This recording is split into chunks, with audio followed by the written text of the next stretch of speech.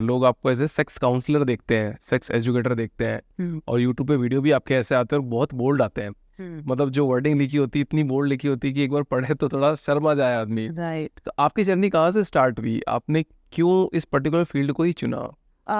एक तो जब हम सबसे पहले बात कर रहे हैं यूट्यूब थंबनेल्स और वीडियोस की, तो मैं मानती हूँ कि ये मेरा यूएसपी है और मैं इसलिए सबसे अलग हूँ क्योंकि मैं उन लोगों तक पहुँच रही हूँ जिनकी बोलने की भाषा हिंदी ही है।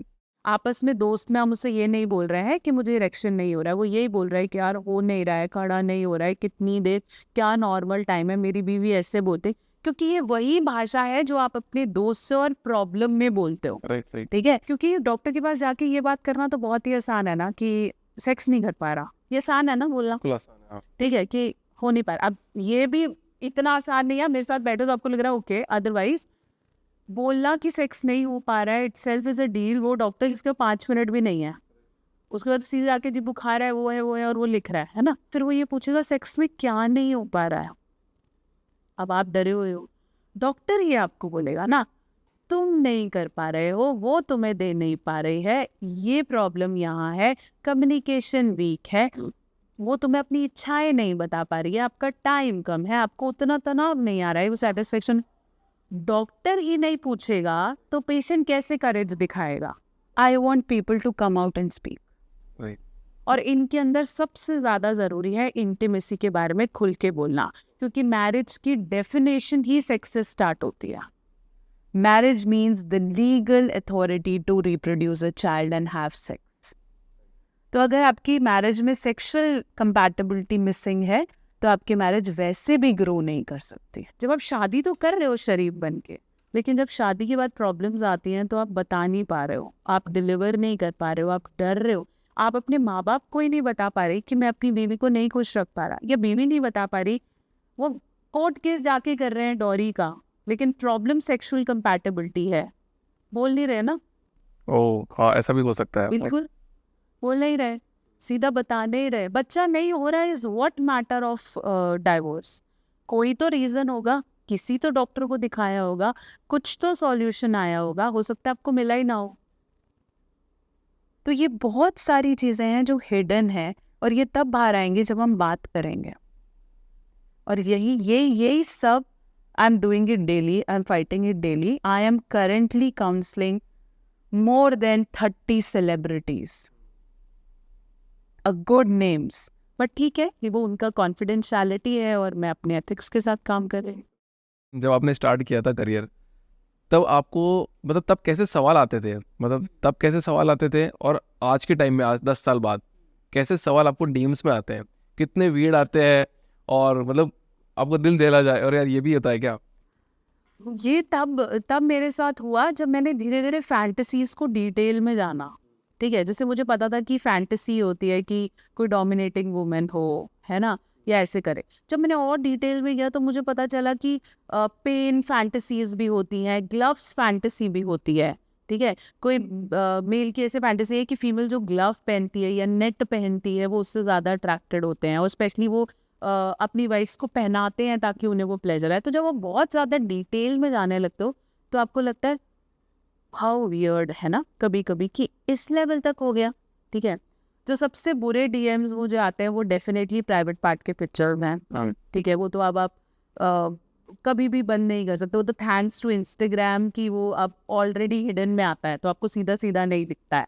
ठीक है, लेकिन ऑब्वियसली कोई मेल पे डाल देता है, कोई कुछ कर देता है, और उनका पर्पस पता नहीं बुरा है या अच्छा, हो सकता है कंसर्निंग भी हो, क्योंकि ऐसे डॉक्टर्स हैं नहीं जो एक्चुअली पेन खोल के देख रहे हैं, बहुत कम है। ठीक है, आप हिम्मत ही नहीं कर पा रहे हो। ठीक है, और हो सकता है कोई इशू वहाँ पे रिलेटेड हो भी, तो एक ये बहुत वियर्ड है। वियर्ड ये भी होता है कि मैं ये करने जा रहा हूँ, मैं करूँ, मैंने एक्स्ट्रा मैरिटल कर लिया, अब ये ठीक है, है ना, या मैं ना I am emotionally attach to somebody लेकिन मेरी शादी भी चल रही है, अब ये ठीक है क्या? मैंने यार एक बार अंदर किया है, फिर मैंने बाकी कॉन्डम डाल लिया, अब ये ठीक है? मुझे HIV तो नहीं हो जाएगा, ये ठीक है? तो उनको बार बार कॉन्सोलेशंस चाहिए टू अंडरस्टैंड कि उन्हें HIV तो नहीं हो जाएगा। अभी HIV का इन्फॉर्मेशन जितनों के लिए बहुत अच्छा है, बाकियों के लिए बहुत डरावना भी है। क्योंकि आप HIV को एक ब्लड टेस्ट से तो ट्रेस कर ही नहीं सकते है ना, तो आपको बार बार कराना पड़ता है। और आपकी लाइफ वहाँ आपको ऐसा लगता है कि शायद पता नहीं क्या ही हो रहा है। या फिर कुछ ऐसी फैंटेसीज हैं जिन्हें तर्क पे नहीं रखा जाता है या उस पर ध्यान नहीं दिया जाता है। जैसे रिसेंटली एक गाँव से मेरे पास एक लड़का आया और उसने बोला कि मैं मैम नॉर्मल हूँ, मेरा सब ठीक है, लेकिन मुझे पता नहीं क्यों डोमिनेशन इतना पसंद आ रहा है कि मुझे उसके बिना इरेक्शन ही नहीं हो रहा, जब तक मैं अब वैसा नहीं करूँगा मुझे होगा नहीं, जबकि वो स्ट्रेट है। उसने बहुत सारा कंटेंट ऐसा कंज्यूम कर लिया कि अब उसके इरेक्शन का पैमाना ही वहाँ चला गया है। कंटेंट कंज्यूम की वजह से? बिल्कुल। आप और मैं स्ट्रेट हैं, हमें लगता है we like opposite gender, but अगर आप और मैं को भी 3 महीने एक चेम्बर में रख के सिर्फ एक पर्टिकुलर कैटेगरी ऑफ वीडियोस दिखाएंगे, आप और मुझे ही पसंद आने लगे। ऐसा हो सकता है? आप 1.5, 2, 3 महीने सिर्फ थ्रीसम्स देखो, आपको लगेगा मुझे भी करना। So content consumption is very harmful. Yes, the thing you are getting in your mind impacts. आजकल का जो यूथ है वो ये बोल रहा है कि एक लड़की के साथ 50-60 साल जिंदगी कैसे बिताई जाए। ये तो लड़कियां भी बोल सकती है कि इसी आदमी के साथ कैसे बिताया जाए, कितना मुश्किल है।